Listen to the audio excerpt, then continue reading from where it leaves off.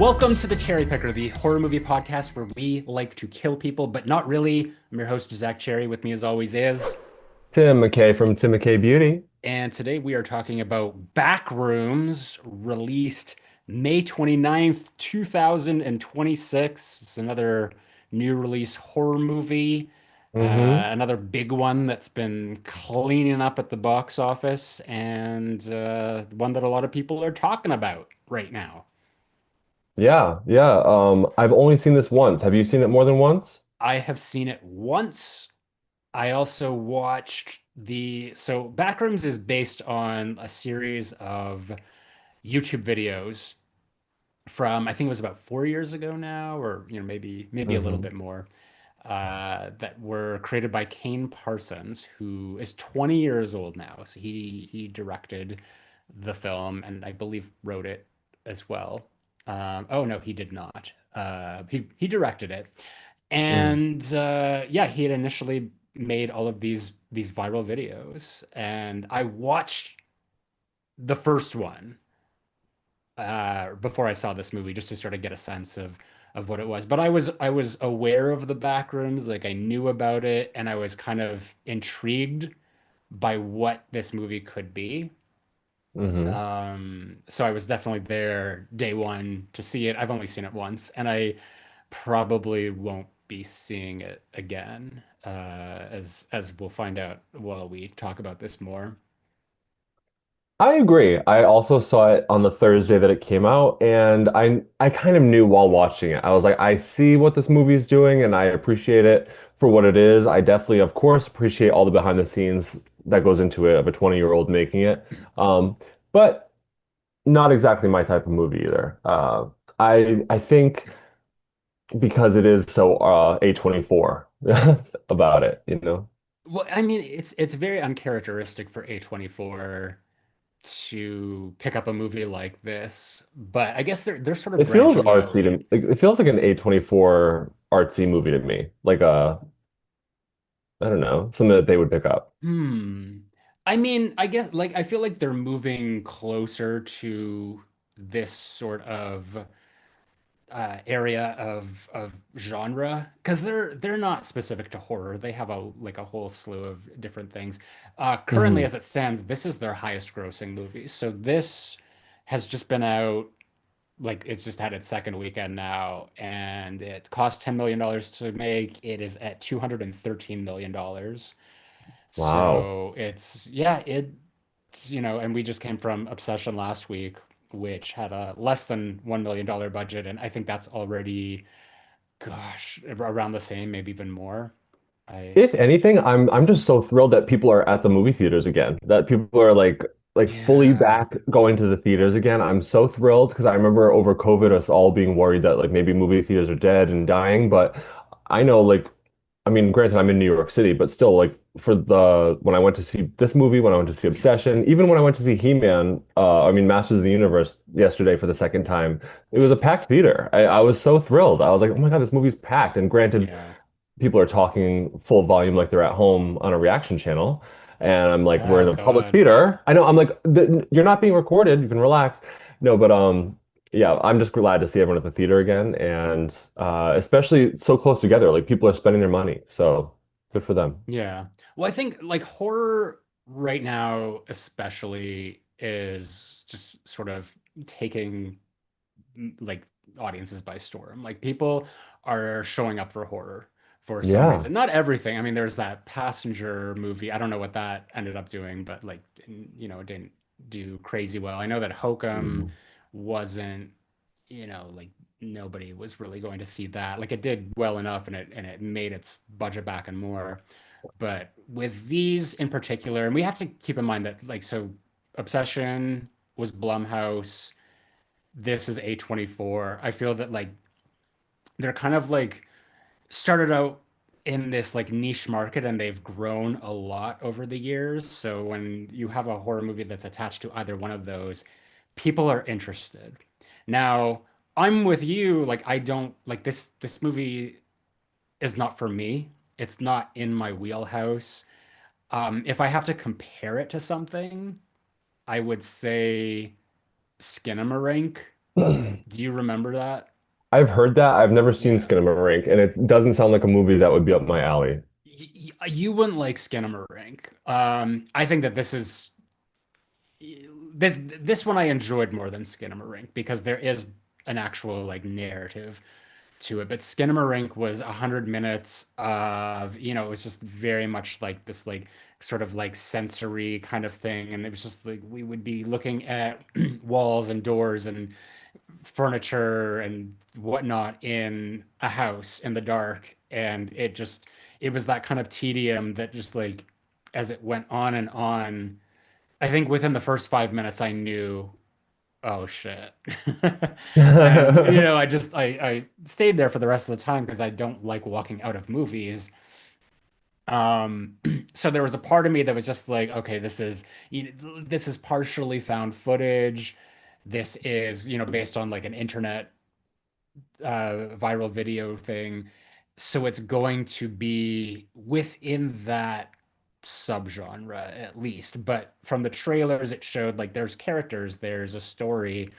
So at the very least, I was hoping that okay, we have an entry point there. We can kind of work with that. And there's an attempt made, and I don't think that it was I wouldn't call it a flop or anything. Um, but there was so much there that I wish they kind of like leaned into more and like things that I wanted to see more of. Ironically, I would have liked to see more of the back rooms. I felt that we weren't really in them or exploring them as much as we could. But I think that there's still good stuff here, and I want to make sure that we talk about it as well. But Of course. before we do any of that, should we go over some housekeeping? Yeah, let's do the housekeeping. Let's do the housekeeping. So, hello all. Oh, thank you for choosing The Cherry Picker as your preferred horror movie podcast, or maybe one of the many that you listen to. And maybe this isn't one that you've chosen, but you're just sort of here for the backrooms. And if you are Mhm. here for the backrooms and you're enjoying this, you're going to check out more of our other episodes. I believe we're almost at 200 now, or there might be even more depending on any of the specials and whatnot. But uh, if you want to give back a little bit because this show doesn't really run itself, you can head over to my Patreon account at patreon.com/ZackCherry. And with your support, you're keeping this engine running, but you also get a lot of fun perks. For instance, you can join us as we live stream record all of these episodes every Monday night. And as you can see, if you're watching on YouTube, we've got the chat live and going right now. So hello to, some wonderful people like Amethyst Frost and Con. Um, I'm not actually sure who that is, but we love you for being here. We're excited to, have you push back on us every week, or just agree with us. That's always fun too.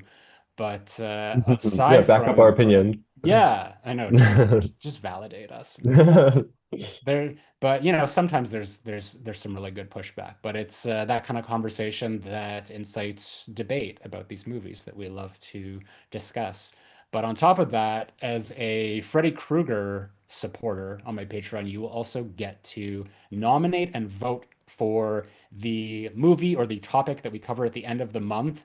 So, if you hurry in right now, you could probably still nominate something for the poll for what are we in June now? But Hmm. what was it? What did we do last month? Last month we did our favorite and least favorite movies of each franchise. Yes, and I think we covered something like 25 franchises. It was a Yep, big episode. I think it was was it 2.5 hours, maybe more. I think so. It was around Yeah. there for sure. And then the month before that, I think we covered, was it Fear? Was that the special? Yeah, that was the special one. Yeah, Yeah, Fear. yeah, because that's not a horror movie.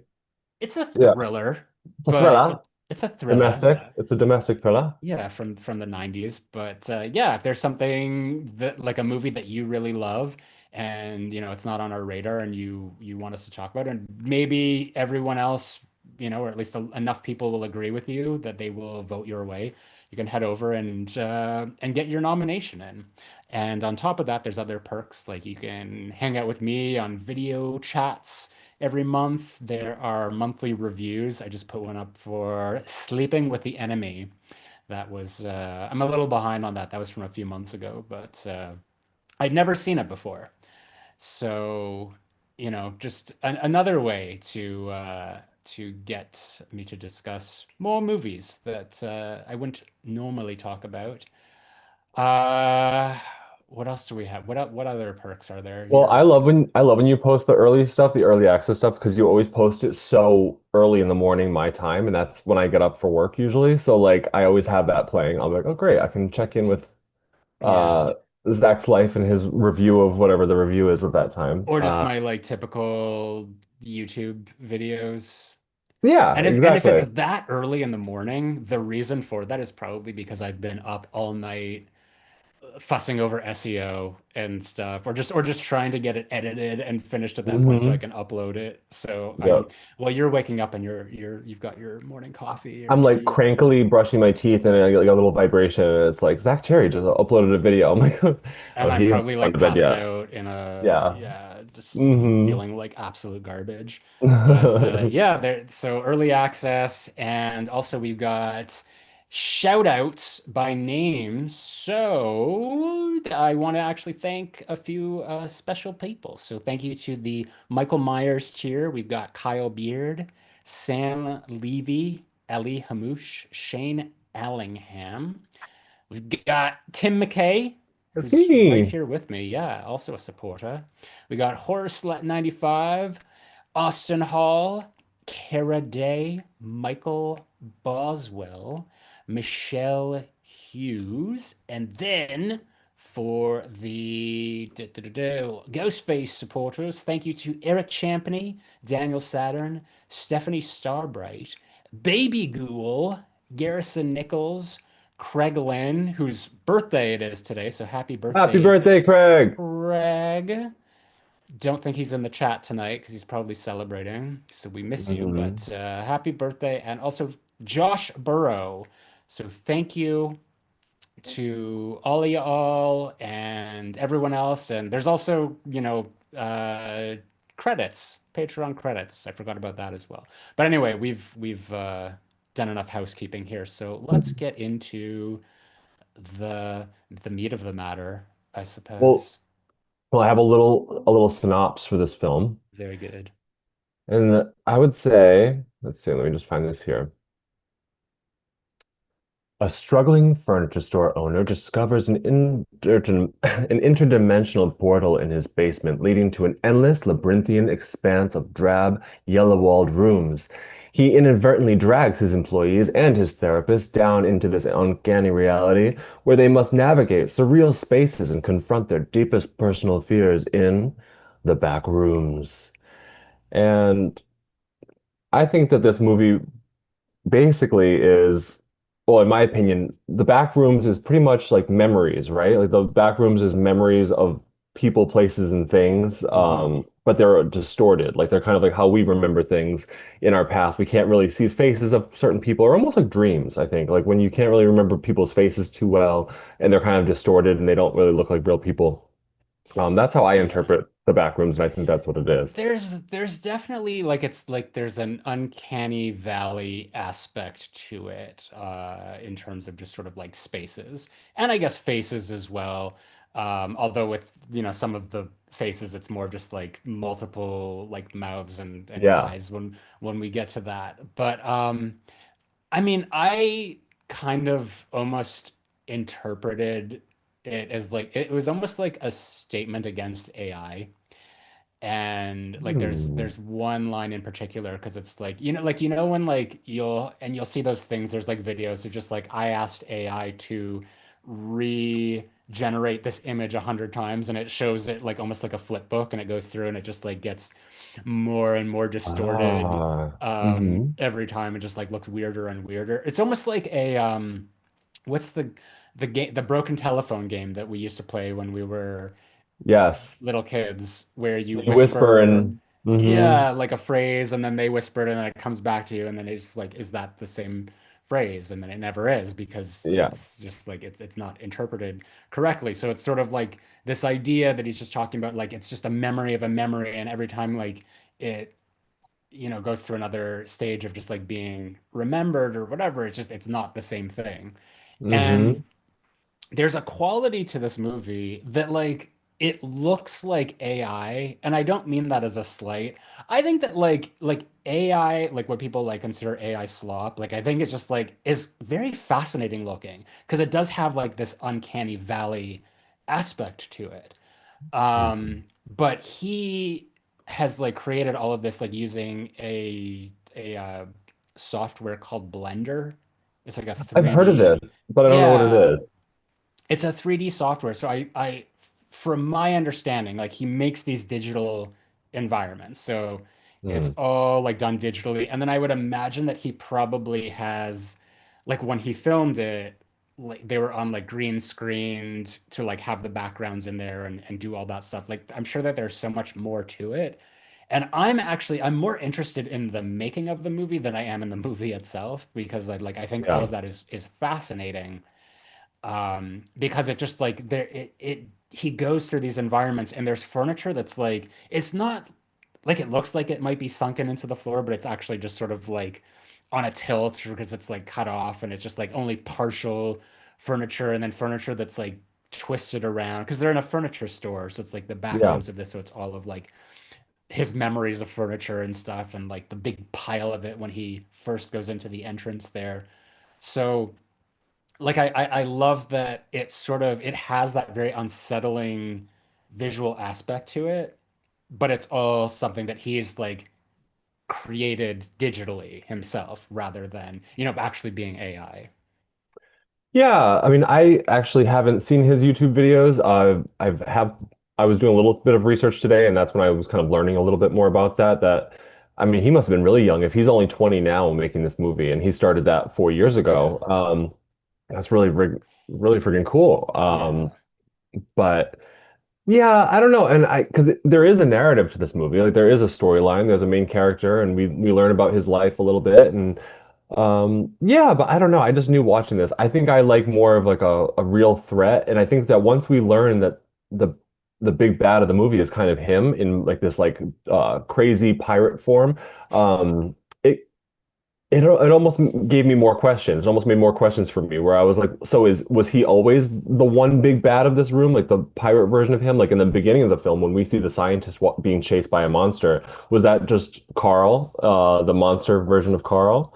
Or are there like different kinds of monsters in this backrooms environment? Does it just Hmm. does it just depend on where the opening is? Like those are yeah, because it's his store.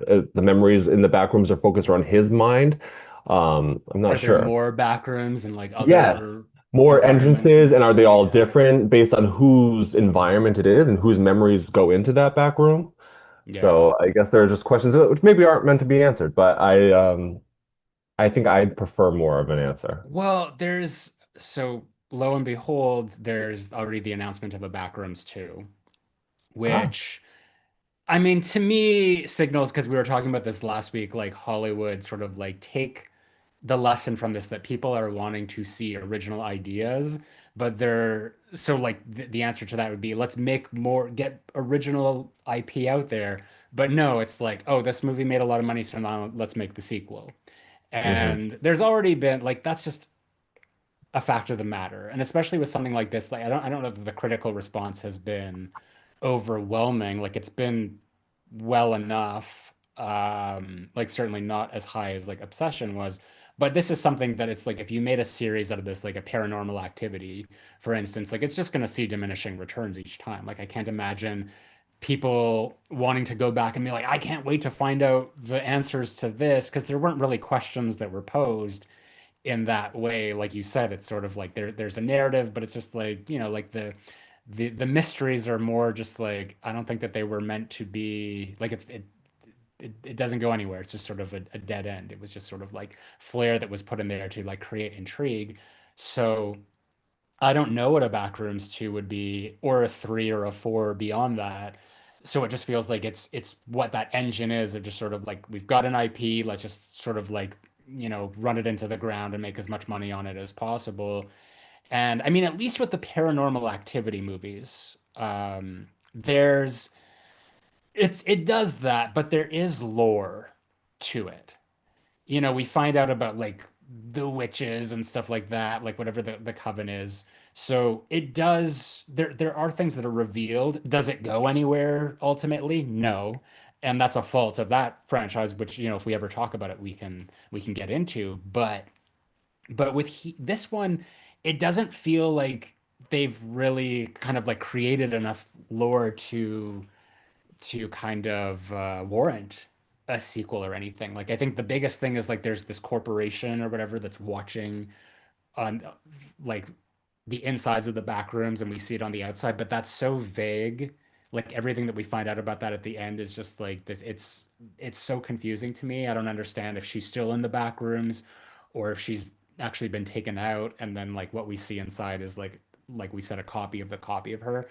So I feel like they would probably lean more into that, like this sort of like mysterious organization. But even then, I don't feel that there was like enough intrigue built around that to create a satisfying story.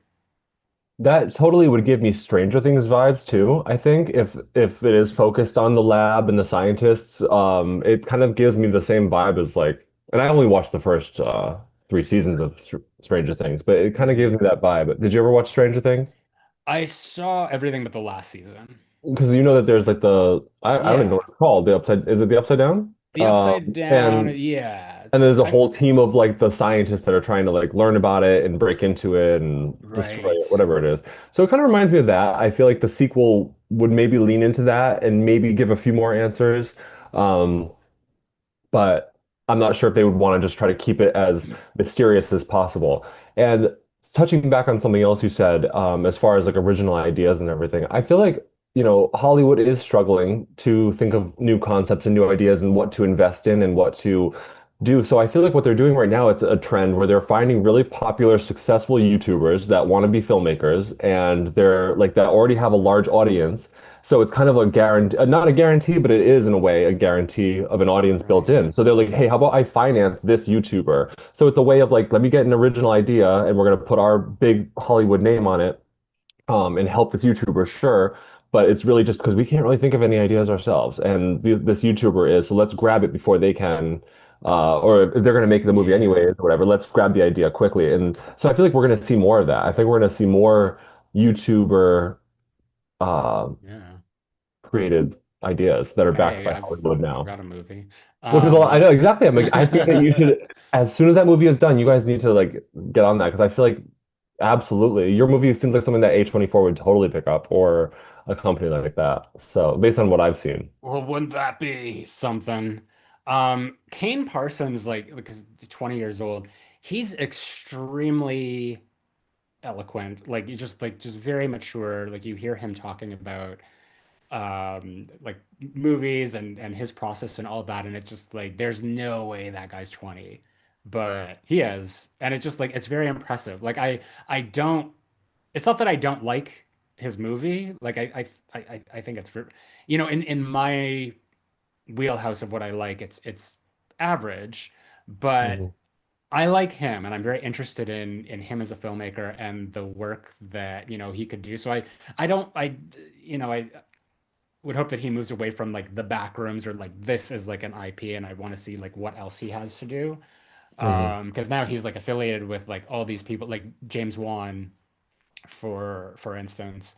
So I'd like to see him kind of like step outside of the walls of the back room, Yeah. as it were. But getting back to more of like the narrative of the movie, um, I think that it started off really well. Like I was very intrigued by this idea of, like this guy working in this massive furniture store where it's just like him and his like two other employees, or I don't know if it was Hmm. like the boyfriend was the employee as well.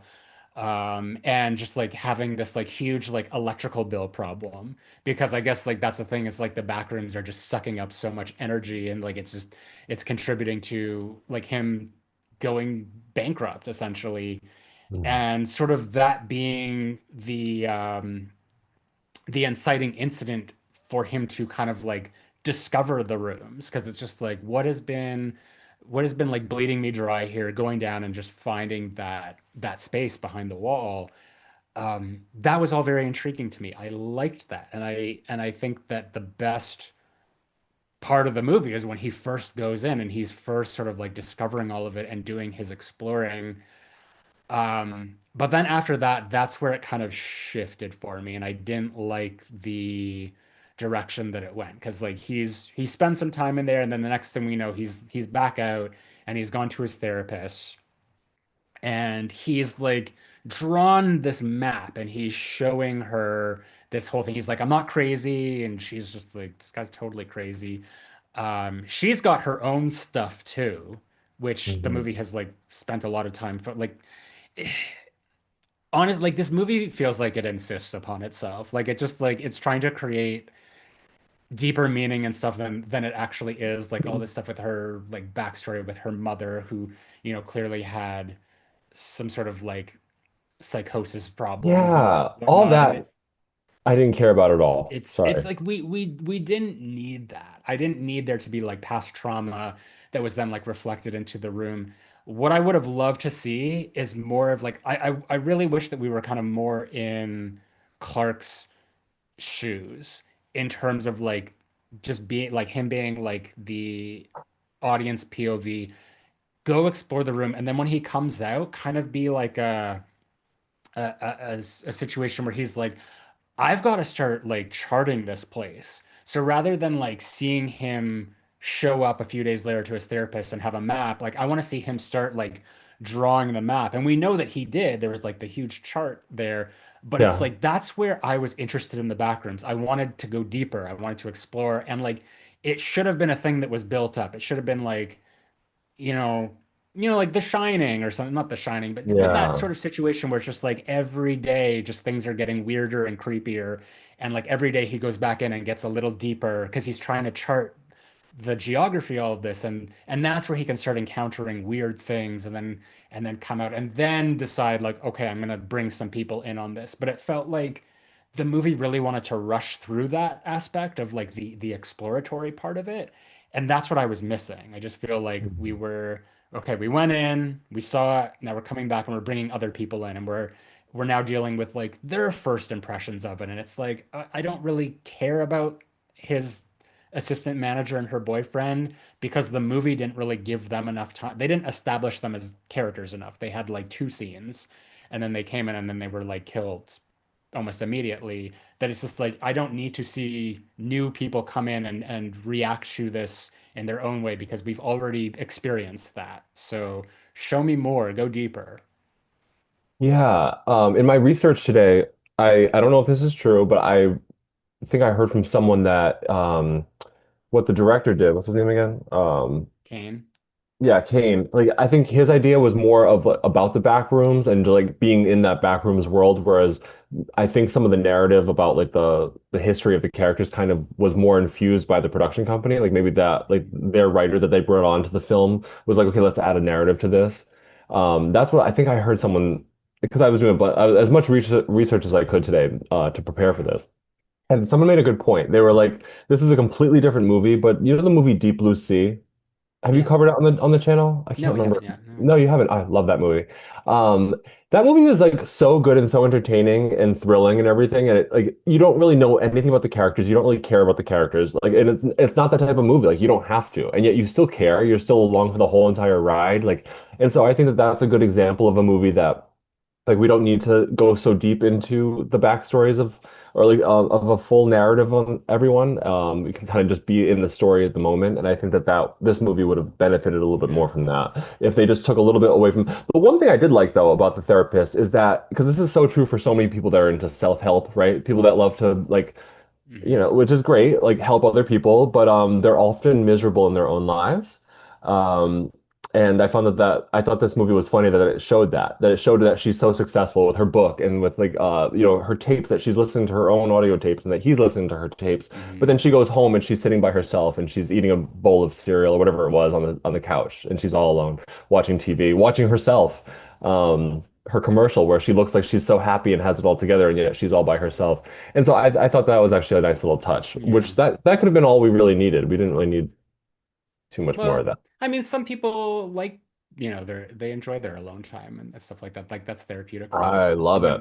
I wouldn't say that it's a sign of like being miserable or anything. But you mentioned Deep Blue Sea, and I just had this like vision of Clark and like all like his employees, like they're standing on the outside of the room, and he's just like, first thing we're gonna do is seal up this door, and then the pirate just comes in and like snatches him out. You're right. Yeah. Um, Oh. I think that like what was missing was the conflict, and um could have been a thing where like maybe he brought Mary in first, or even if it was his employees and they went missing, but then that's sort of like now he has a mission. He has to find them. He has to go in and search for them. Or if there was something that he was working towards locating within the back Hmm. rooms, but that was never really the case.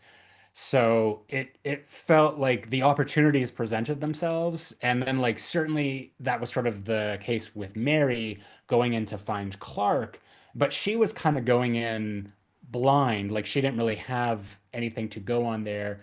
And as soon as she went in, she obviously found him very quickly. So it wasn't like Hmm. that was a large chunk of the movie.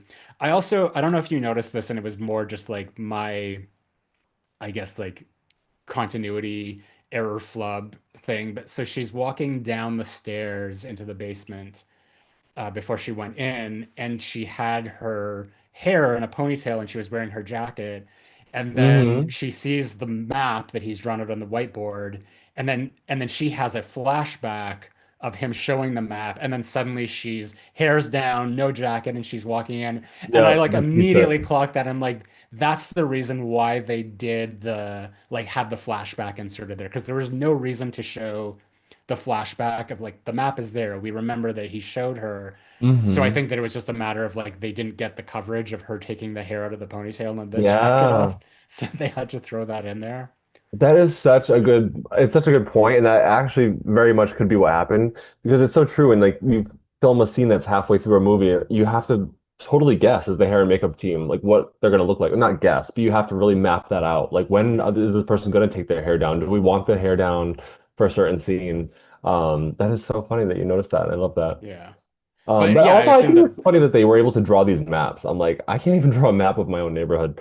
Never Oh, mind this like really? huge, like expansive room. I don't. I feel like and that's he like really took his time. I guess that's what we don't really know how Well, long he was back there but for. Like, but we find out that he's like went to architect school. So that's more of like he would be well that's his versed wheelhouse. in that. And Yeah, I like exactly. I never went to like design or architect school, but I can like I love drawing floor plans and maps of things, so I Really? could do I that. never Yeah, have. no, I could do it. Like if we ever got stuck in the back rooms, Hmm. I would be You do the the one. I Okay. would do the thing. I would be the I guy, get lost. Like I get lost. Like if if I get led down a hallway and then like taken somewhere, we pass a bathroom and someone's like, "Oh yeah, we passed the bathroom on the way here." I've already forgotten where it is, and I'm like, I don't care if I saw it, and I don't care if we like stopped and pointed at it. I'm very Mhm. bad at direction. Yeah. It's yeah. Yeah. By the I way, would. sorry, I'm behind here, but I used to be Evil Connor. Okay, thank you for the clarity. Now you're good, Um, Connor. uh, I was gonna say, I think that they did an effective job, like within the first instance of him going into the back rooms, of sort of like figuring out the geography, because like I was keeping track of it as he was like moving along, and he sees like the backward stop sign. So when he like went around the thing and went through the other corridor and then like into that room and then pulled the wall back and went in and then went up or whatever like that slant was, and then found Yes, the that little little door. door, and we ended up there. I was just like, okay, no, that makes sense. Like I can plot that mapping. So I think that they did a good job of, having that be clear. Now, if it wasn't clear, I wouldn't hold that against the movie, because it's like you're in this environment. Like speaking of the Shining, like creating these environments that are impossible, like, the way that the manager's office in The Shining is like has a window in it, whereas like there would be no window that exists from where like Yeah. that's situated in the building. So it's like Ooh. I didn't need any of that, but it was interesting that that they were that persnickety about it. I think it's But helpful that they filmed it on a live set, that they didn't just like build it room for room, that they actually had a yeah, lot of it built out. So so it all was physical, and yeah. one room really did lead to the next. And and that's the thing, like I really loved like I guess like sort of like the evolution of like, because he'd go to like the pool rooms, the ones that were just like, had the water in them and like other places that it So do you was think like, that's a this memory is, of his? Was that a memory not to cut you off, but do you think that's like what did that mean? Like because there's certainly no pool in the store. So like yeah. do you think that's like a memory from like when he was growing up? I don't know. I mean, like I don't What's need the that. I don't like meaning? I don't need something to mean anything. I just needed there to be conflict and a mission and more of like an exploration aspect Mm, to the story. But I don't know. Like that's the thing. That's why I say like it insists upon itself because I feel like the movie is trying to make the audience feel like this means something and there's more to this and I think ultimately there is like there at least there wasn't for me. It was just like a lot of like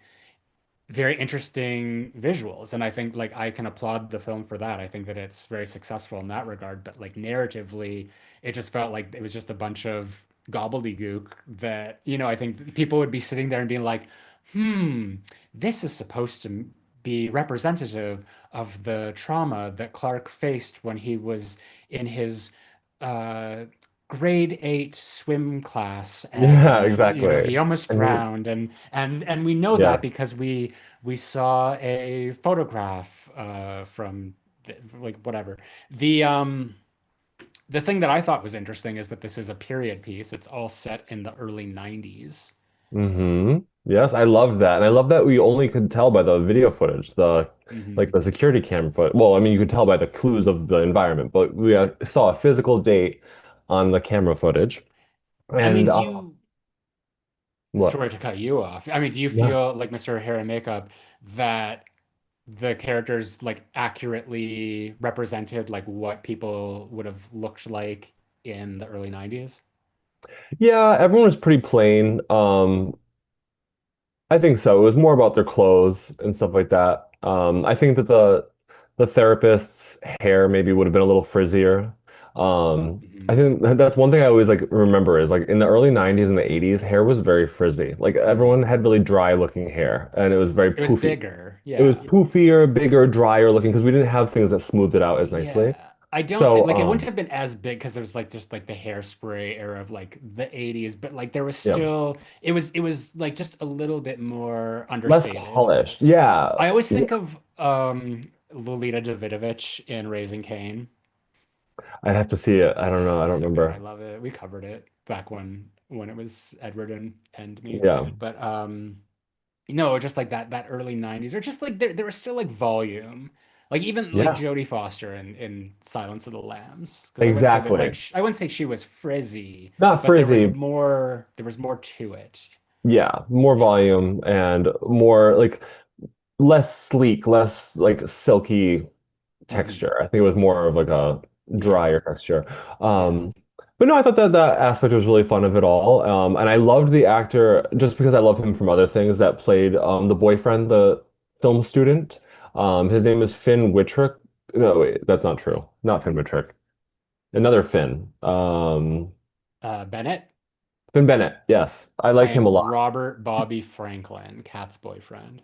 Yeah, he was in I forgot where I first learned him from, but I know he was in the show Night of the Seven Kingdoms that just recently came out. It's like a sequel to or it's a prequel to Game of Thrones, Okay. and he was very good in that as well. So I think he was good. I think it True was surprising how Detective. that's what I'm I just first looking found at him in. his, Okay. yeah.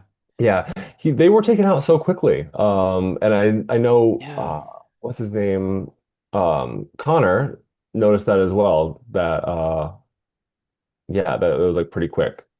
Hmm. Um, they went into the room and then immediately got like snapped up by Yeah. the demon. Well, that's the thing, because it's like it's a storyline that is like it's escalating, it's going somewhere. He's like wanting him to come in so he can film it, and immediately that's over and done with, and it's sort of like a thread that's just sort of cut off there, and then we're left with the okay, so is Clark still alive? And now it's up to Mary to go in and find him and Hmm. and and all that. And I mean, it's did you believe that like Mary would go to the store and like go searching for him? Like was that No. yeah.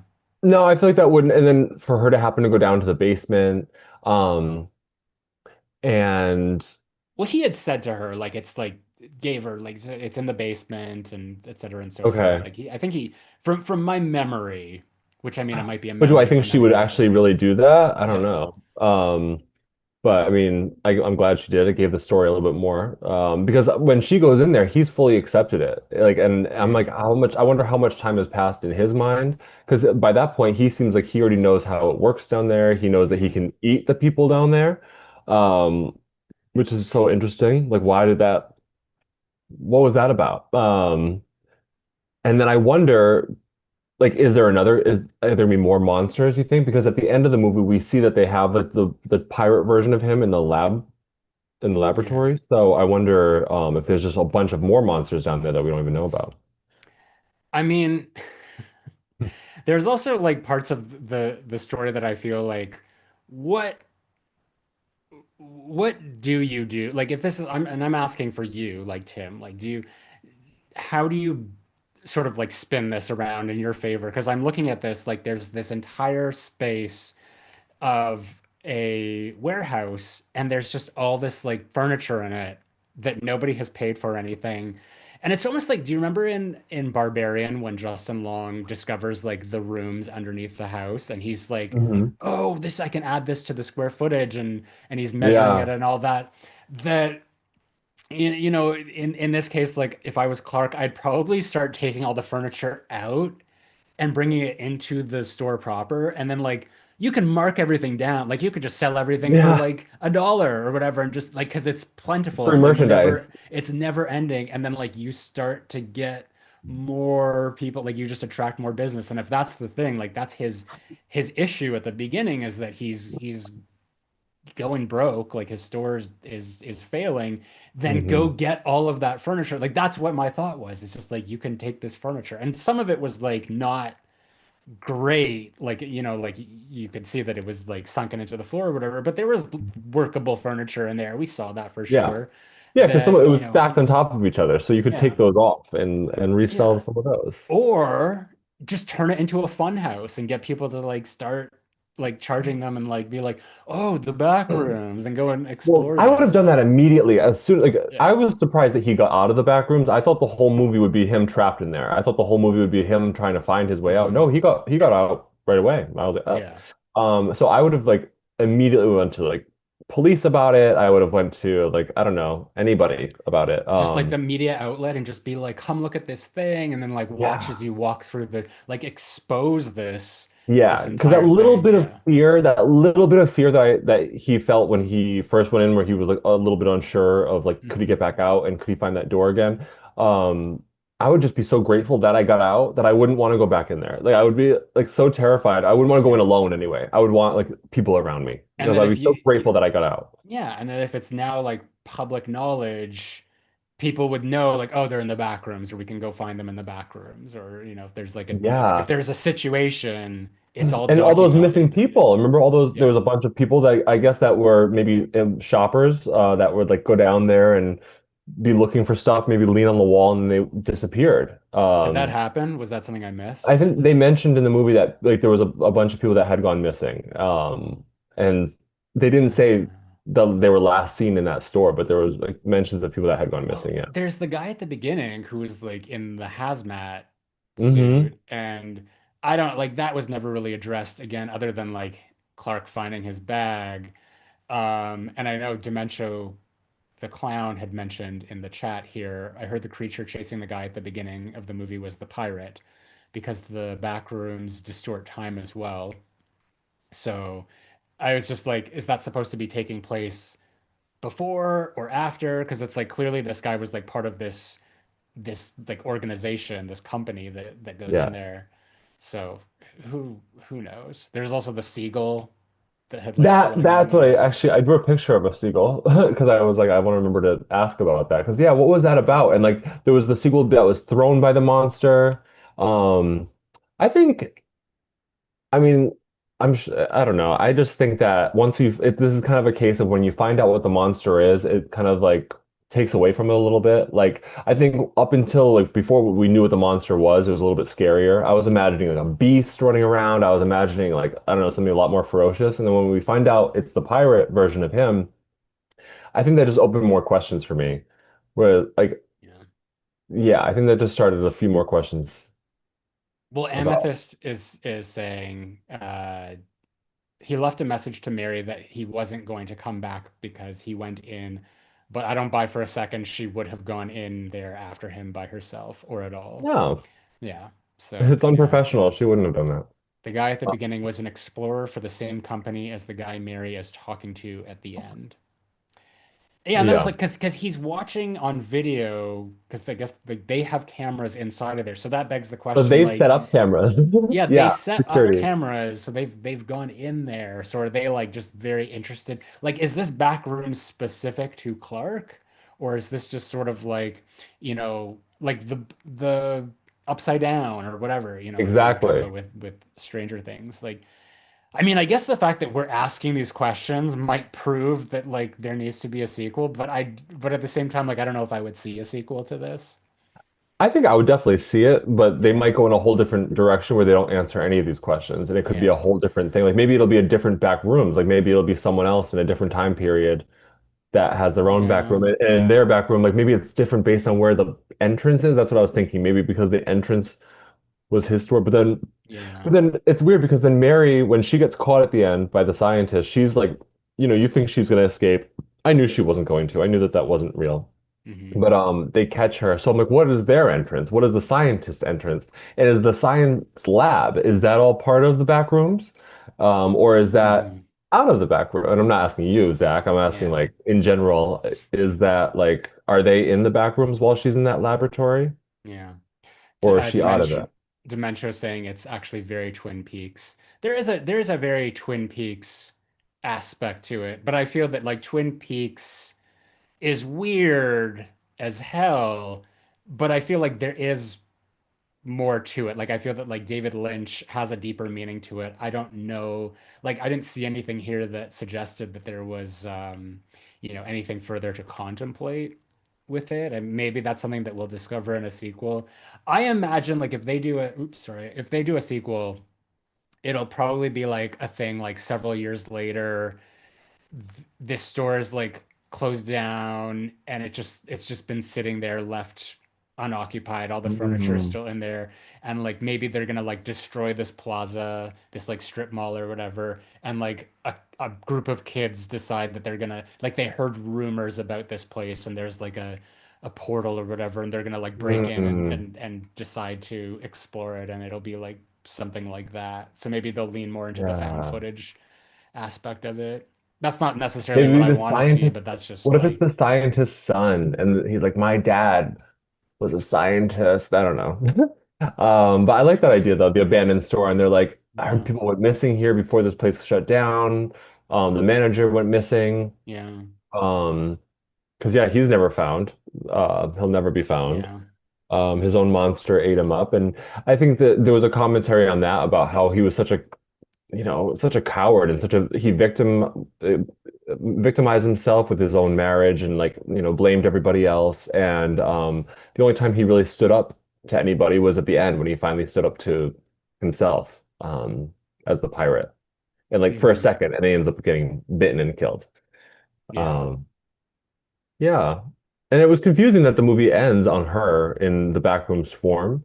Because again, I was like, is this happening at the same time? I don't know. There's a lot of questions. Hmm. What are you doing? I heard a rumor, I don't know if this is true or not, but the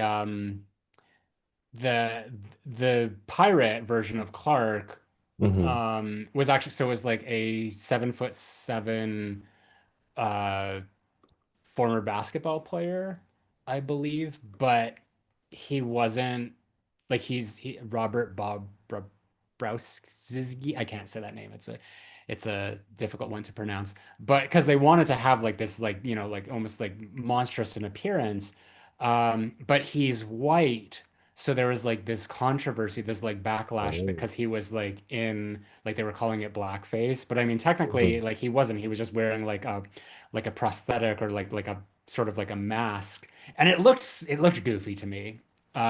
I thought it was CGI. I thought the whole thing was CGI. Yeah. I didn't think it was real at all. I didn't like that aspect. I thought that was like so blurry looking. But there was like this whole, it sparked this whole debate on like whether or not this was like considered blackface or something. And it just like became a thing. And I was like trying to find the Mm. information, but I guess people have just sort of been like, they don't see it that way.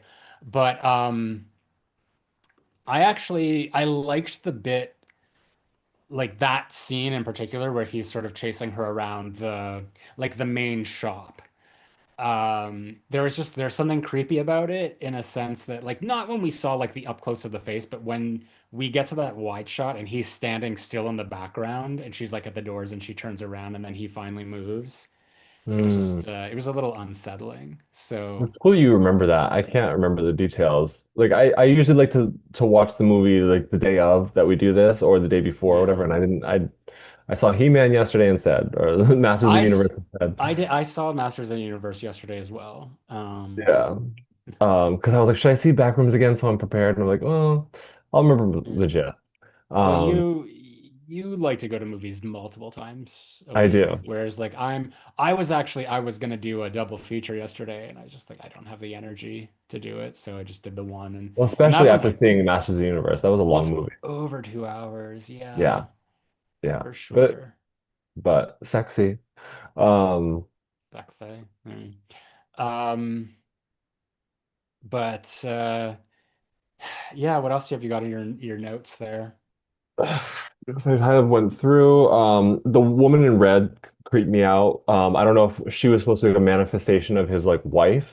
The woman, she had like the red bob and Right, that he the was like red. eating her face or her He head he or whatever. cut he Yeah, scalps her and then he puts yeah. the red scalp hair on Mary, Right. and he's like, now Right. you're my wife now. Like that was No, it he was. was eating the dude who was like, I guess that was the electrician from the beginning.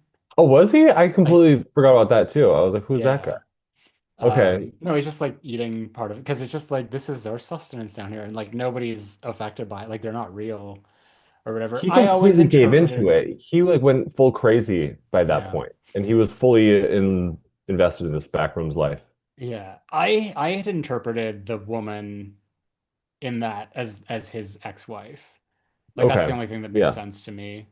Um, She kind of scared me a little. She was like, her face scared me. I will say that.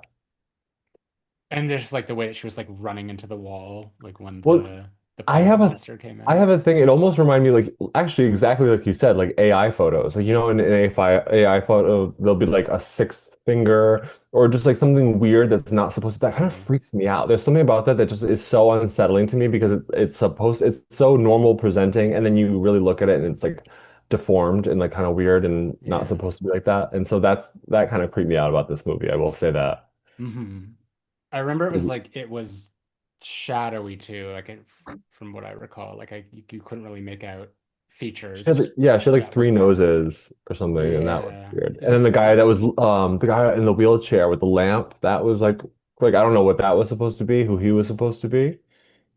guy in the Um, wheelchair and the lamp. Refresh my memory. remember? He like he was a short man.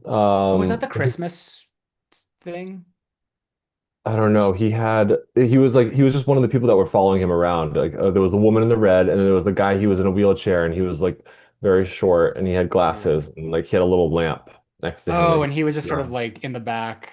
Yeah, in the Yeah. corner. It was That kind of kind of creepy. it reminded me a little bit of like Texas Chainsaw Massacre, the one with Renee Zellweger, where the old man who's just like you feel like he's just a corpse. He just like gets up and he's just like, fuck this shit, and just like walks off. But hmm no, there was the Christmas thing because he goes into was it Clark or Mary at that point that went into the room with like the Christmas tree? I can't remember, but Yeah, I do remember that and the mannequins that were sunken into the floor. yeah. And That's what was that crazy that replacement? like we can't even remember at that Yeah. point. I Yeah. really can't. I really can't remember. That's why I was like, my notes are usually at least 3 pages long. My note is 1 page. Yeah. I can't remember a lot of it. But I mean, we covered a lot of like what happened in Well, it. He yeah, goes in. I mean, we Stuff. basically covered the plot of the movie. I mean, I could go to Yeah. Wikipedia and read the whole plot off of there. But that's the thing. Like, I just like this movie is just sort of made up of like moments like that, but I don't feel the conflict. Like, there's like if there was something that was like a drive to, I remember the moments like where the boyfriend goes down when he's tied to the rope, and that's like he's Hmm. immediately killed right after that, and then she's freaking out and she runs off, and I guess like she can see him through like what it's a wall, but on her end it's like clear glass. Like Yeah. that's not very well established. But then she's later like her body's in the fridge.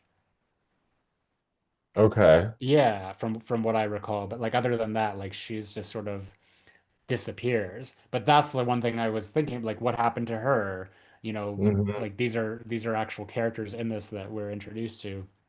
So I don't know, like the movie was just sort of like, And I meant remember to. there being found footage, but I can't remember where the found footage was in the movie. Was there just a random found footage in the center of the movie, in the The middle? Because found that's fo the found most footage is people are when saying. he no, the found footage is when he goes to the his workers and he's like, "Can you bring the camera to Okay. the store?" And then everything that they're seeing as they're like Because going it's a in is big through chunk of found the movie. footage. Yeah. It's a good chunk, and I remember like I personally don't like found footage movies, Mm, but everyone online right now is saying that that's like their favorite part of the movie because it reminds them the most Blair um Witch.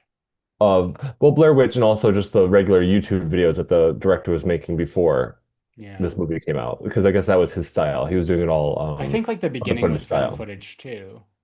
Oh, yeah, yeah. Which that I Yeah. don't mind. That part I didn't mind because that's kind of setting up the story. That's kind of like, ooh, it's not supposed to be very clear. Yeah. But I do not like throughout the movie bumpiness and shakiness and like only seeing Yeah. clearly what you want us to see because I don't think like if I was being chased by something, I wouldn't be like looking through my camera. Like I would be running and like it'd be so shaky. So I almost don't believe it when like in a horror movie when someone's like, let me look around every corner because I feel like you'd be so scared you wouldn't really look through your camera. You'd kind of be Yeah. like running and rushing. No, I don't. I mean, I didn't have like an opinion on it one way or the other. Like, I think that found footage, it is. I think there should be like a consistency. Like, if you're going to do something in found footage, it should all be found footage. I'm fine with it being in the opening because that's sort of like a tease as to what it is. And then when we Yeah, finally see, I agree. through like the movie lens of like what the environment is, it's sort of like we're rediscovering it for the first time. I don't think we needed to go back to the found footage aspect of it. But um I don't know, like there are found footage movies that I enjoy. So I don't have like a negative opinion about them one way or another, other than like in the early 2010s, it felt like they kind of overtook the genre a They little bit. Like there might have did. just been too much found footage. I remember Ah, a movie called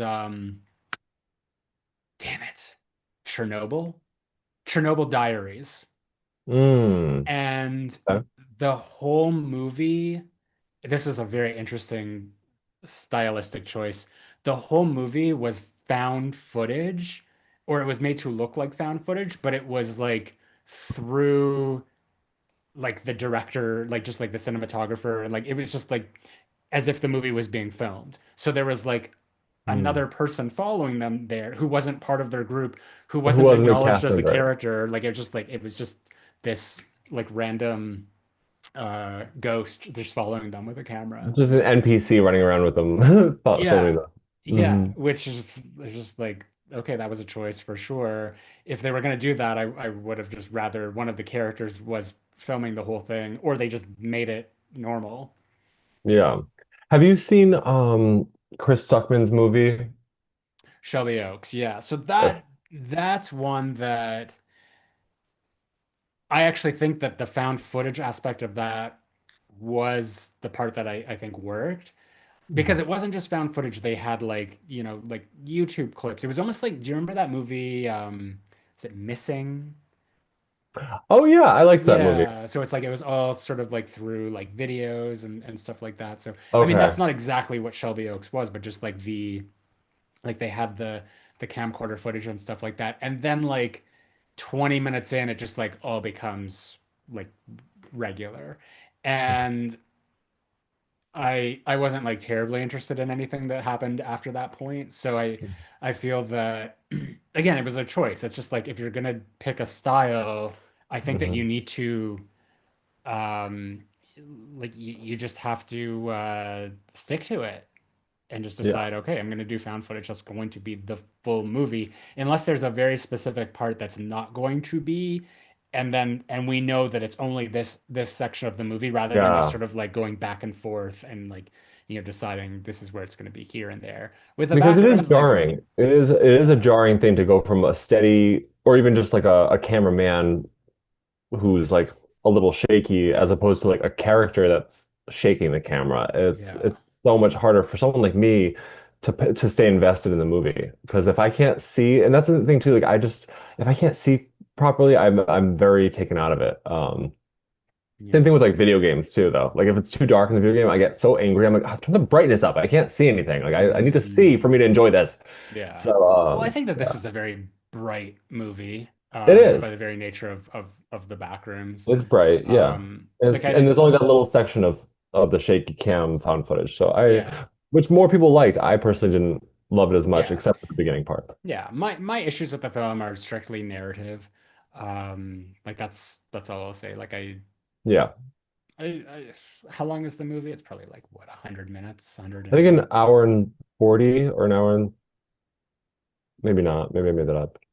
Or an hour and 50, I've got 110, so that's like an hour hour 50. and 40. Yeah. Oh, Yeah. Yeah. Um, I mean, I'm just trying to remember, like, because there's movies where I just get like very anxious and I'm like, okay, let's go, let's go, let's go.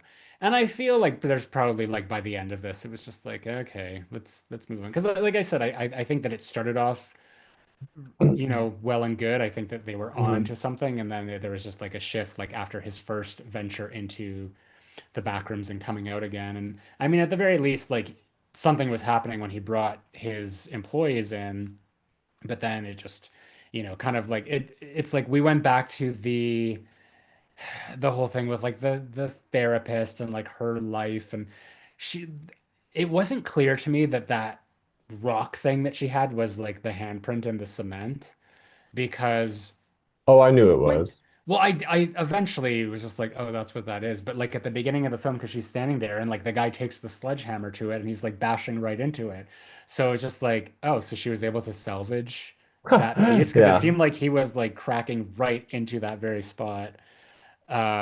But yeah, just like her like holding on to that, and just like like those all those bits just of the movie Right. Was that all were just so very that she had genius. something to defend herself with later on in the movie when she like hits him in the face with it? I guess so. I I just guess think I so. don't think that I mean I guess that from their point of view, they're like, hey, she's a character, she's gonna be one of our main characters. Let's give her some kind of backstory. But I don't think it was necessarily all the stuff with her as a little kid with her mom and yeah, I don't think it was necessary. It didn't really do much for the plot, except maybe made her feel like she needs to get out and help people. Maybe that's why she went to the store to find him, was because she felt Or it made like, it seem like that was like almost like a memory of her. Like there was like, because it showed like as it like sunk down like floor to floor to hmm floor, it seemed like that was her childhood home, and then it just like changed a little bit each time until like they finally got down into where they were at that dinner table. true. Yeah. Yeah. What do you think that means? What does it What mean? does it all mean, Thackeray? Um, Yeah, but I couldn't begin to like that's the it thing, I was didn't even want to cool. comprehend. I actually think that like that whole scene of like at the dinner table was probably my least favorite part of the movie, because it Yeah. felt like it just dragged. It was just like this is going on way too And long. and I didn't like that he was like, yeah, this is it now. I'm all part of it. I'm all game. He was like acting kooky. He was acting like Yeah. this is what it's always been. Like it was a complete 180 of his character. So I'm like, what has he been down here for 20 years? Like we just don't know it because I'm like, and like Yeah. when did he start cutting into the people and realizing that he could eat them? Yeah. And I don't know. Unless this is like what dementia was talking about with like it just like distorts time when you go Yeah. down there. So maybe like it's a thing where he goes in there and like, 5 seconds in the back rooms is like the equivalent of 20 years or something like that. So it's like they go into the back rooms, but literally they've just been in there for like a, a millisecond. Like remember the Yeah. in Buffy and Angel, like Buffy in the season three. Sorry, we're Yes, getting this is a and deep cut here in the season three premiere, and where Buffy goes yes. into the hell dimension to like save all the people who've become slaves to the demon. I forget the name of the demon character. And then like when they come out, they realize that like no time has passed at all. And then Angel corroborates this at one point later because he says like when he was killed, listen, the show's like 30 years old. We're not spoiling anything. No. When he was killed by Buffy at the end of season two and went to like the the hell dimension, it was like hundreds of years for him, but it was just like, you know, maybe a couple of months in Yeah, Sunnydale time. the Yeah. summer. Yeah. Yeah. Yeah. No, so I think I mean, 'cause if we really get down to the nitty-gritty of it, like, did hmm he have to use the bathroom at all? Like, was there a bathroom in the back rooms? I didn't see a toilet. Like, did Yeah, they're he just like they come across like I mean, well, that a room pile of that shit? yeah, the room that what's his face goes down into that because he's like, oh, it smells horrible down here. It's like someone was living there, so maybe there was like Poopy. urine and feces all over the like who knows. Maybe. But that also like it that would have been interesting if it was like maybe like Clark was there, but then there was also like Clark from the future. And that was Mm, like who they were interacting with, and that was like sort of like he became that pirate version. So maybe yeah, that smelly place was like his encampment. maybe it was. Yeah. Um, but I think But it was like, an why was it so close? Because they didn't go that far into the back rooms. I would have, imagined that they were exploring for miles and miles before they got to any other life form in there. yeah. I don't know. I can't even like really remember like that part. I mean, that's the whole point of the back rooms. You're not supposed to remember. It's all Yeah, just, it's all kind of a distorted memory. yeah. Which is true because like I remember recently I was like I've always had a memory of this movie in my head from being a little kid like watching it with my dad like some scene that stood out to me and I remember I was like what movie is that? I went on Reddit and I like questioned him like does anyone know what scene this is? And someone right away knew what movie it was. I can't remember right now what it is. But like I rewatched it and like the gist of what happened in my memory happened, but it was completely different. And it's just so funny that like Mhm. it's so true. Like in my mind for so many years, I remembered the scene a certain way, and then watching it back, it was different. So Yeah. I like that aspect of it. Yeah. I Of had the same backwards. thing with, I think it was Henry Portrait of the Serial Killer, which I've never actually seen, but I remember like watching part of it like years and years and years ago, and just always wondering like what movie was that? And then it wasn't until Hmm. like I think someone posted a clip online. And I'm like, that's what movie that was. But I feel like nowadays you could just go on like Google AI or ChatGPT and just like say like, there's a movie I'm looking for. This is the circumstances and like what this happened. Like, what movie is this? And then it would probably narrow it down very quickly. I did try that and didn't know what I was talking about, but Mhm. Reddit, come through with Reddit. People knew What what was I the was talking movie? about. So I don't remember what the movie was, but I remember, and let me see if you actually know. There was a guy and a girl, or a man and a woman. They're like gonna hook up, and the woman takes out. In my memory, it was a spider. I think it was a scorpion. Like, and she's gonna put it on him or something like that. But then he's like, "Oh, I have to go to the bathroom," and then he leaves. But then the scorpion gets on her, or the spider jumps on her, and she's like being attacked by it. And he comes out, and she's like dead from it. And yeah. But it wasn't a spider. And it was either a scorpion or a spider. I have no idea. So exactly. And so Yeah. like when I put that into ChatGPT, it was like I love how ChatGPT is so confident too. It's like it's this movie. And I'm like, what do you mean Yeah. Harry Potter and the Chamber of Secrets? No, it's not. The- Like, no. So but It's yeah, but then like I on Reddit and ChatGPT speaks with the confidence of like Twitter and Reddit users who are just like so sure that like I once had someone Yeah. who was just like Nightmare on Elm Street came out in 1985. You don't know what you're talking about. I'm like, okay.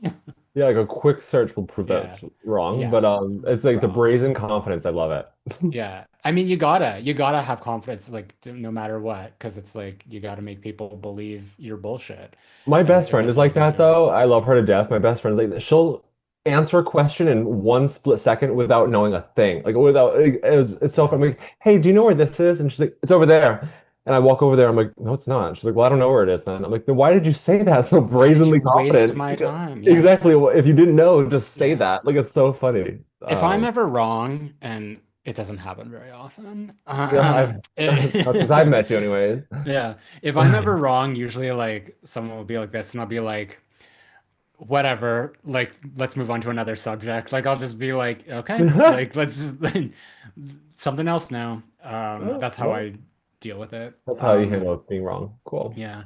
Um, Amethyst is saying that Blair Witch was so much better than this. The first half of that movie with the crew interviewing locals gave the rest of that movie context, while this movie had no context. It's been a while since I've watched Blair Witch. And I remember the the marketing around it because it was such a huge thing because they were trying to market that movie like this actually happened and these three kids are like disappeared and this is like the footage of like them before they went missing.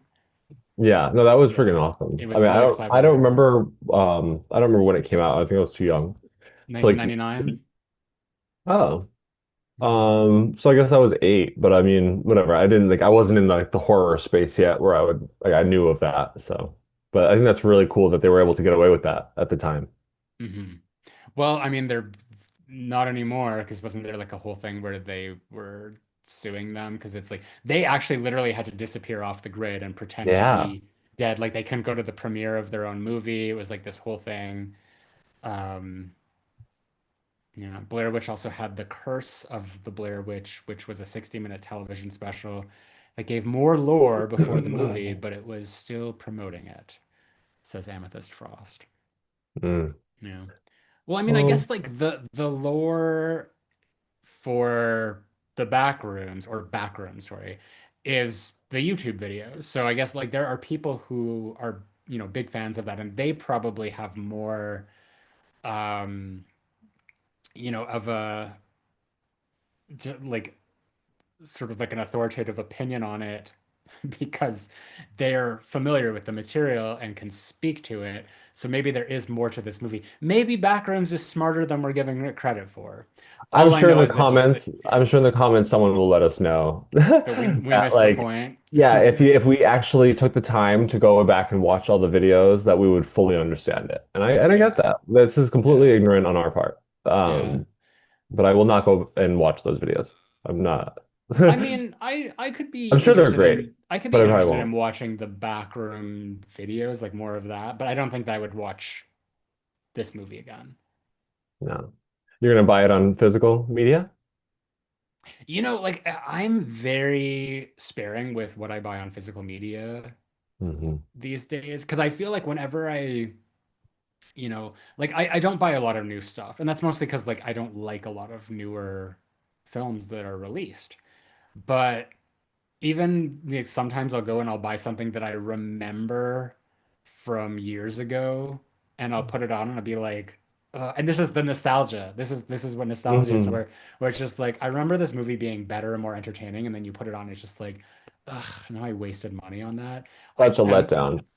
I bought End of Days. Do you remember that one with Arnold Schwarzenegger where he's uh, a New York City detective, I think is the thing, and he's like facing off against Satan. No, I don't even know this movie. It's so It's funny. yeah, and it's got Robin Tunney from The Craft, and Hmm. yeah, it's just like an action like horror thriller type of situation. I believe it's from 1999 as well, and I have like vivid memories of just like really enjoying the movie and I bought it and I put it on again. And the funny thing is I own it on DVD and I haven't watched it in years, but I just like, oh, I'm gonna get the 4K. Like that's how confidently I felt about it. Yes. And I put it on the other night and I was just like, falling asleep. I was just like, this is just not it. This is not happening for me. Like there's moments in it that were like, oh, I remember that. That was like a funny bit, but like ultimately it's just like, ugh. So that's why like if I buy physical media, it has to be something that I know 100% like I just like I love this movie. Because Mm, otherwise you're stuck mhm. with like 700 DVDs and Blu-rays and Yeah, 4Ks limited like shelf I've got space. I get it. right now. Yeah, like there are things that I should Mhm. probably get rid of, but at the same time, I like having things that I don't like because then I can, if I have to remember, like, wait, what did I feel about this movie? I own it. I can watch it. Like the remake to Prom Night, Which I love. which I have on DVD. Yeah, which I love Yeah, that and I'm just movie. like, oh, I don't love it I at watched it all. recently and I was like, oh my God, I forgot. I actually love this movie. Yeah, I love the 2009 like glam of it all. Um 2008. and the 2008 Sorry to correct you. Sorry and to the be like hot that. teacher. Yeah. No, I'm I glad you did. remember I'm glad the you did. I remember the trailer for it because I was all excited about the trailer. I'm like, I gotta see that movie. And I missed it in the Mhm. theaters. And then I watched it like a couple years later. But it was like the whole thing was like they were in like the salon Hmm. and Brittany Snow is I think Hmm. the actress who was like the lead and she's just like they're getting their hair done and you were talking about like nothing is actually happening Nothing to is their hair but happening. she's like yeah my dress is like it's this champagne color thing it's gonna be really Mhm. cute and they just started laughing because that was like the late 2000s where like us millennials would just like be giggling about absolutely nothing Yeah. and then there was like they were playing a cover of Time After Time. And it was just like, Mhm. oh, this movie's gonna be lit. Although we didn't talk like that back then. It was just like, however, whatever millennial speak was. I did makeup today for my client's daughter for prom. Hmm. And it's just so funny that she wore this like mini dress. Like it was just this little thing. I'm like, oh my God, this is not my prom. Like this is not like my prom was like gowns of like rhinestones and sequins and like all these things. Like Hmm. it's so funny that now I'm like, okay, it's a whole Yeah. different vibe at prom. But Did you have a prom date? I did. It was like well, so I went to junior prom, which I went to junior prom first, my junior year, which with a senior, my friend Coley. She took me as like her gay best friend. Hmm. And that was fun. And that was the year that prom night came out. That was 2008. So that was like fun because I was Oh. going to prom the first year when that movie came out. And then it was my Yeah. senior prom 2009, and I was actually prom king, which was like really cool. Oh. Um No one but dumped pig's blood on your head. No one did, but I know Yeah. that half the class probably wanted to. But because I know like Yeah. the jocks were probably like, why am I not it? But no, it was so much fun and I loved Yeah. prom. It was great. But I was Yeah. sober as I was a goody goody at prom. I like they had breath detectors and I was like I made a video because I was part of the video production club and I made a video about like don't drink and go to prom and um yeah, I think that influenced why I won prom king. Oh, so it's political. Yeah, because I know the Yeah. teachers I mean, definitely had a say in who won. it's always political, but usually it's Yeah, political in like a popularity sense, whereas like it was like actually the faculty who was voting for 100%. yeah, it wasn't 100%. if the students were winning, it would have been a jock. Yeah, Yeah. 100%. It would have been the hottest kid in class. Yeah. But Yeah. yeah. Hmm. But yeah. Amethyst is saying lit. It would have been the bomb. I don't think I ever said the bomb.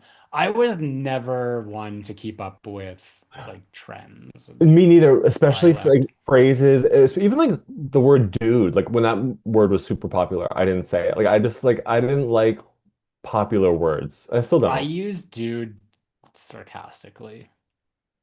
Dude. I think I'll say it like what's her name? Hocus Pocus. Dude. Dude. When she's like when does she say that? She says it to Max. Winifred says it to Max. Yeah. Oh, that dude. I don't know. Dude. Um One thing I yeah, would do, like if I was more familiar with um like the Brady Bunch movies when I was in school, I would probably pronounce it girl. skew. Girl. Skew. Girl. Oh, so cute. Hmm. But as far as It's which Backrooms is goes, yeah. oh. Oh, sorry, not to cut you off. No, no, like by all means, let's get back to Backrooms as far as No, it goes, I'm yeah. saying as well, I was gonna say I think we've covered the front rooms, the back rooms, and all the rooms. Yeah. There's the side rooms. Wasn't there a movie with Brandy? It came out, was it Called called The The Front Front Room. Room? Oh The God, Front yeah. I Room? heard it was all about poop and stuff. Like I heard it was a gross movie. And it was from A24. Yeah, The Front Room. That's so funny Mhm. that it's just how has no one made that correlation yet? Maybe they haven't. I'm just not as savvy on the internet. But like last year we brought you The Front Rooms. This year we're bringing you I to Backrooms. Yeah, I heard there was some like nasty stuff in it. heard it was an aggravating movie, like one of those movies that you just want to like scream the entire time because you're just angry at Yeah. like the decisions and at the characters. A24, 2024. I'm just trying to see if there's a, let's see, 4.9 out of 10 on, I guess, Metacritic. Or Yeah, wait, no, Amethyst. 40 or Nobody 49, yeah. Amethyst said nobody saw The Front Room, so that's why. That's Yeah, so funny. That's yeah. true.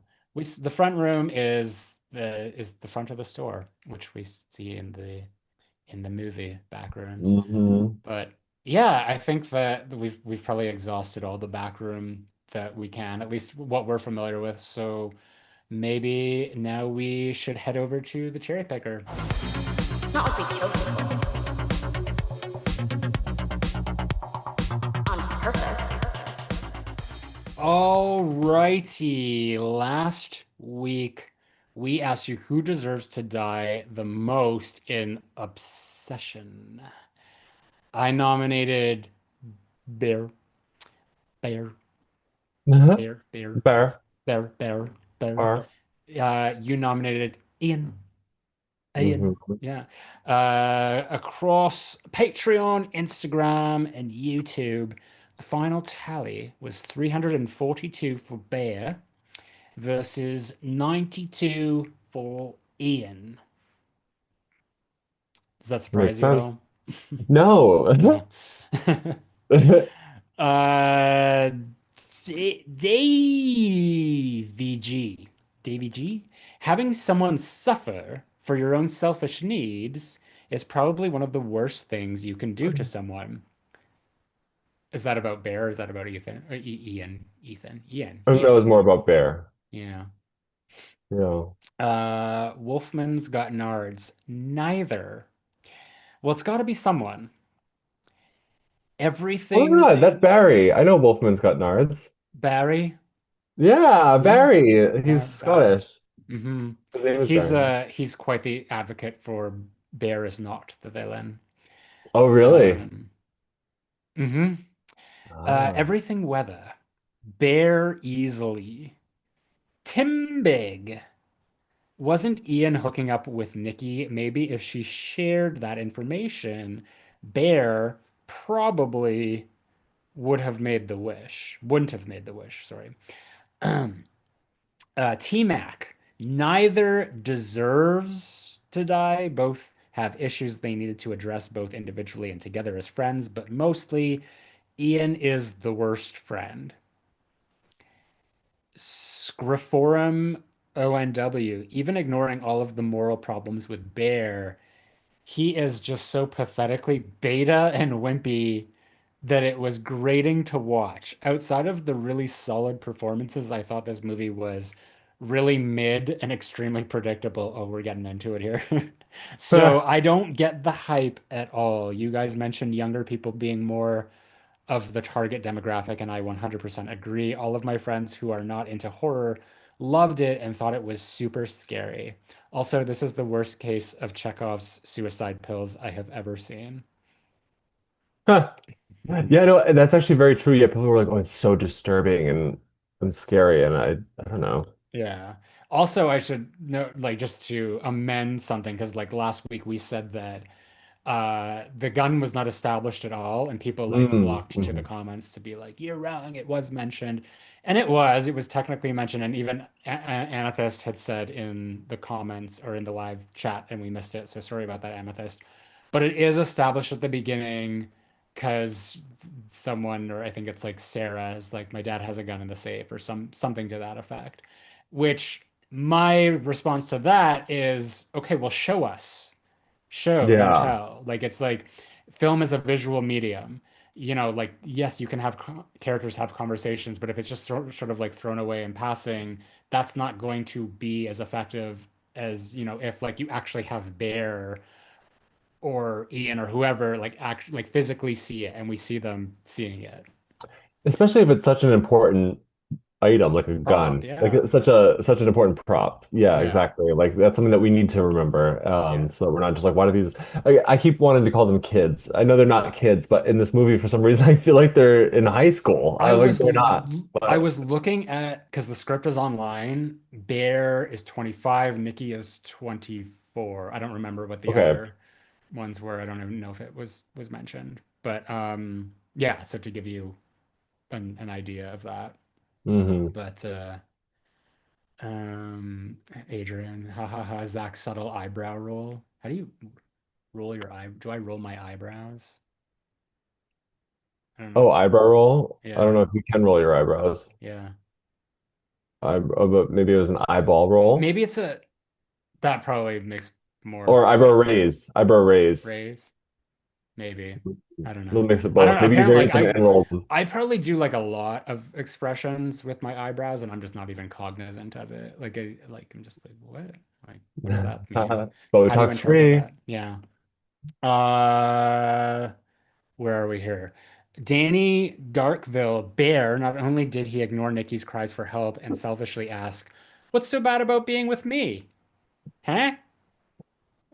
But he chose to brush off the fact that Nikki stood in the same spot for a whole day, soiling herself, ignored that she fed him his dead cat, and even when he had the chance to disconnect himself from this mortal coil, he still couldn't go through with it. He had all these red flags screaming at him, but he was too selfish to act sooner in the film. He never loved Nikki and acted selfishly by making a cursed wish off with his head. Narwhal's Rock voted for Bear, but Ian is a terrible friend. Also, I saw a TikTok video where someone had a theory that Nikki is the cat, hiding at night, bringing gross things to him, staring at him and randomly yelling and going crazy. Not sure if I agree, but it was definitely an interesting viewpoint. So, like, It's a the dead theory. cat is like inhabiting. But that's still But that but that that's still but goes that's against but the idea that she but I wasn't mean, but people possessed. thought it was crazy that we think she's possessed, but Hmm. that's way too crazy. But Well, I'm she's sure actually people the cat. are pushing back on that too. The thing Yeah. is, like, I people are saying that like we missed the point or the point went over our heads, and they're saying that like this is like it is still Nikki, yada yada yada. But nobody's really articulating that in a way where it's just like that's fine. Just argue your point. Like I want to I would love to see your point of view. Hmm. We both would, but you need to make us understand that. And I feel like there's so many people online that just get angry at you and they're just like, you didn't get it. And it's just like, Yeah. okay, well, give it to us, Yeah. like please. We're Yeah. listening. Yeah. No, I get it. Yeah. And it's funny. I think like you can understand something and like I don't know, and still have questions about it. Like I mean, I got the point of the movie. I got the point of the film. Like um, it's just unclear. Yeah. So they're Well, saying that that was Nikki the whole time, but she was just like what on go mode, like she was just like unable to, I don't know, because she couldn't even remember things. Like she couldn't even remember like facts about her life. She was like saying like my cat died, and then like I don't know, yeah. she was like How many times glitching. did you So see it? I saw it twice, but the Yeah. second time I left like towards the end. I didn't see Oh. the whole thing. Hmm. Well, I mean, and we were talking about this earlier that it like came out that the actress was directed by Curry Barker to play the character two different ways. So this is like Hmm. pre-wish Nikki. So in one scenario, she was playing it like very clearly that she was not into him, and then playing it another way where there was like more ambiguity as to whether or not like she might have liked him, and Hmm. then he took that performance and then in editing sort of like spliced it up so there's just like it's this patchwork of you know takes where she's not interested in him and then takes where she's interested in him. And I feel that like that is where the confusion comes in. Like I feel like that distorts the narrative and understanding the character and the motivation. Because like for her to, even be there and just like ask like, do you like me? Like now's the time to tell me. It's she's clearly saying that in a way that like she's interested in him, that it just doesn't make sense with like what has been portrayed. So I feel like, that is not a choice that I necessarily agree with in terms of like, like it doesn't add a layer of ambiguity or, like or distorted in a certain way. It just makes it very confusing that in a way that kind of for me trying to understand and find an entry point into this movie makes it very confusing as to why Bear would make that wish, which is the whole inciting incident here. So if like the inciting Yeah. incident is confusing in any way to your audience, then yeah, I guess I missed the point. It went over my head. And I still think that I think his wish should have been I wish that she loved me more than anything in the world because I think that would Hmm. have made more sense as to why she was acting so crazy then because like he says I would like I hope she loves me more than anyone else and I feel like there's a limit to that. Like there's only like a Yeah. limit whereas like she was doing stuff like feeding him the cat and feeding him like and just doing weird stuff that I feel like maybe if she loved him more than like air itself and she loved him more than life itself and she loved him more than like everything it would Yeah. make more sense that she was acting so crazy.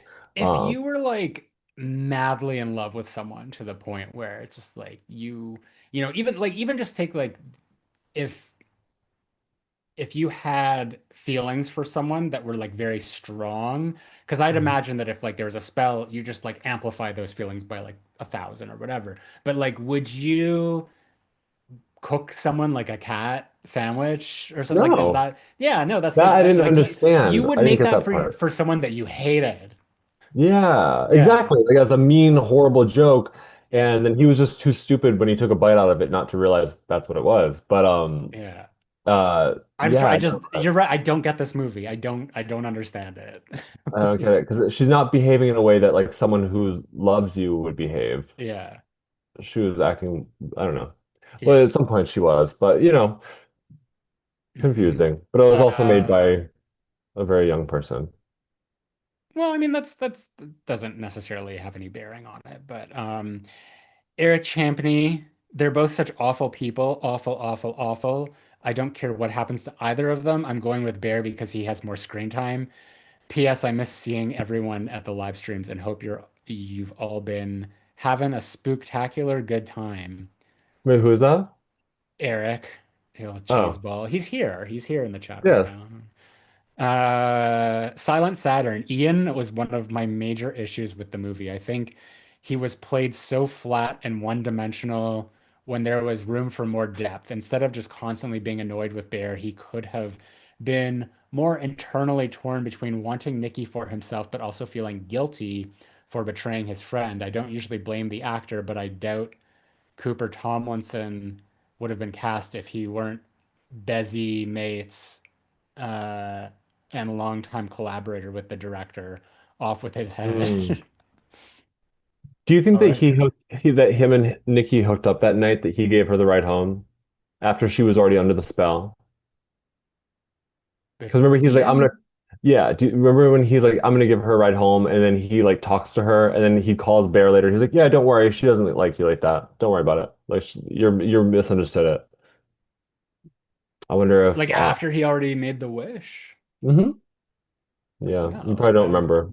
No, did because he made the wish and then she came over to Bear's His house. place. And then, but then remember like the next night after it was that day after work when he was like, Yeah. I don't think I should give you a ride actually. And she was like, I know, I'm just grabbing my bag. And then she goes into Ian's car and then Ian gives her the ride home. And that's when like Oh, Ian calls him the next day and he's like, oh hey, no, you were wrong. Like she's not into you. She's totally fine. It was a misunderstanding. So I'm like, I was just wondering if he fucked her that night. I doubt it. I don't think that would have been out of character for her. Yeah. Yeah. I don't Yeah. know. Um, It's just lots of confusion. I always go back to yeah. that line in Halloween Resurrection where the nurse just to explain the stupidity of the H2O retcon, lots of confusion. Yeah, lots of confusion. Lots of confusion. Adrian Phillips, Bear. The name isn't fitting. R.I.P. Twunk. Good one. Okay. Uh, so I got first dibs here. Yes, you do, Or wait, sir. do we do cherry on top first? I don't even Oh yeah. remember. I Amethyst, what know. do we Helva's amethyst, what do we do? We're lost without the structure. I think that we do the cherry on top first because it's sort of like it's throwing a Yeah. life raft to one character. And then I don't know. I should probably Because listen back to the episodes so I like have some consistency. has there ever been a situation where you felt that someone deserved to die the most, but also be the cherry on top? Absolutely, but usually in those cases we like choose a pet for the cherry on top or something like that. Okay. Yeah, because I Yeah. was like, I feel like sometimes that could be one and the same. Like in Backrooms, I'm curious to see what you think is the cherry on top. Yeah. Well, Amethyst is saying cherry on top first. Okay. Like there's barely any characters to I choose from know. here. So, Like it's like pretty much, is it Mary or Clark? Or I would go for, well, you even mentioned like the boyfriend with the camcorder, but yeah. I would go for Mary, Yeah. but it's like that's a very soft like cherry on top, I would It's like say. an expired cherry. No, Yeah. it's like a really mushy cherry. Yeah. Um, 'Cause she wasn't, you know, the Yeah. best part of the film. She wasn't a great character. But Mhm. from what we have, Yeah. and we saw more of her. I'm sure I would have liked the character with the camera. But we don't see Hmm. him that much. He's in like two scenes. Yeah, that's fair. Okay, so I've got first dibs here. Yes, you I'm do. I'm gonna nominate Phil, an async scientist and backrooms researcher. That's I guess async is the company's name. I'm just reading this off Nice. of Wikipedia. This is the one played by Mark Duplass. Duplass? Hmm. Du who's the like and more so just for the fact that he's completely pointless. Like he's like I don't feel that we get any insight into anything with him. We see him like having breakfast with his family and the commercial comes on for Captain Clark's whatever and Hmm. he's like, "Oh, I know this guy." But it's just like, "Why are you on the screen? You're wasting time right now." Yeah, and So he's complicit with everything that's kind of happening. Like yeah. at the end when he finds her, they're not like really offering to help her. It kind of seems like it's very ambiguous as to what's going to happen to her Yeah. at that point. So it doesn't Yeah. make them seem like very good people. No, he ain't good people. So Phil for me. Good for you. And Thank you. I'll go with Clark because I think he's a selfish person. When he asked his employees to come help him look at the store, he didn't tell them what was going on. He didn't give them any, and it ended up being a super dangerous situation that they ended up dying from. So, Hmm. I think he's a selfish person. He blames his wife. He blames everybody else for all his problems. Um, and he was the monster all along. I There you will say, go. Yeah. funnily enough, though, because I'm so tall, I'm only 6'3" and a half. I'm not 7'7", but Yeah. when I do makeup on people, the chair is often not tall enough. So I'm always bent over in a very strange. So I often feel like the pirate from this movie, like that You gangly. should That's how I always feel when I'm doing makeup because I'm bent in this yeah. weird position. You And should get like one of those stools that like, when you go to like the doctor's office and they just sort of like wheel up on it. Like there's oh, no back to it. and I should take that with me from client to client. Yeah. Yeah, in New York Yeah. City. You don't even like to carry your laundry, Zach, but I'll carry a chair. Yeah. Okay, whatever. I'm trying to help you out here. No, I think You that don't sounds a feel like little that. Yeah. absurd. It's Hmm. Well, maybe I okay. just live in the Wow. wrong city. I don't know what to tell you. Yeah, maybe. Actually, that might be right. All No, but right. well, I think that was great. What a fun time. Just a blast, yeah. So if you want to vote for either, sorry, who did we pick? Phil and Clark? Phil and Clark. Phil and Clark, Clark and Phil. Vote your heart, vote your conscience. You can vote several different ways. You can head over to my Patreon account, and even if you are just a free subscriber, just subscribe for free, you'll get an extra vote. So you can vote 3 times if you like, but it requires no paid subscription. But if you're there and you're subscribed for free, maybe just consider boosting up your tier list level. I want to say, what do a tier list level, and get some bonus perks that come with being a supporter. You can also follow us on, help me out here, the Cherry Picker Pod, which is the Instagram, Indeed. which you've started to edit together lovely little video clips of Yeah, each little episode, right? shorts, which I actually Yeah. intended for YouTube though. But are you just using them for Instagram? Yes. Oh, okay. I thought they'd Yeah. be like helpful to have on YouTube, Oh, but we can put them there as well. just as like something, Yeah. to Yeah, maintain throughout the thanks. week until the next episode. Yeah. I just work here. I don't know what's going on. But yeah, so follow us over on the Cherry Picker Pod and you can vote there too. And then obviously here on YouTube, subscribe to us if you prefer to listen to your episodes. The RSS feed link is in the descriptions down below. But yeah, we appreciate, all support, even if you're just listening or subscribed, or if you are supporting on Patreon, all of it helps. Every little bit goes a long way. So, thank you guys so much. Tim, where can they find you on the socials? Find me on Instagram at Tim McKay Beauty, and now I have a brand new TikTok. So I'm on TikTok now at Timothy McKay.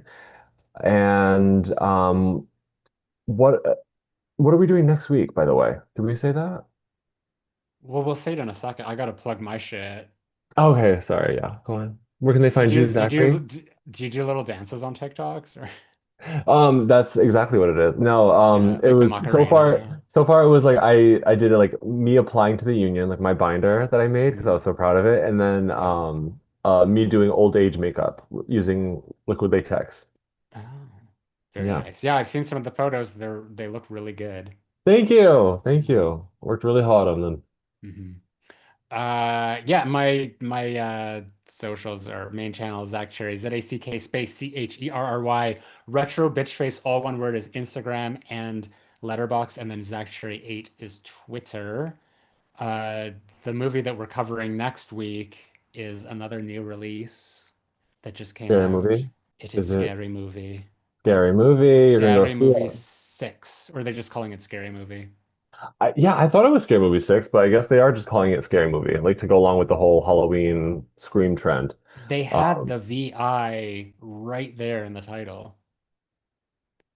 Scary Movie. Oh my God, they really did. Oh my Yeah. God, that's so Well, true. there might be more to it than that, so we can talk about all that next week. I still have to see it. I'm gonna go Yes.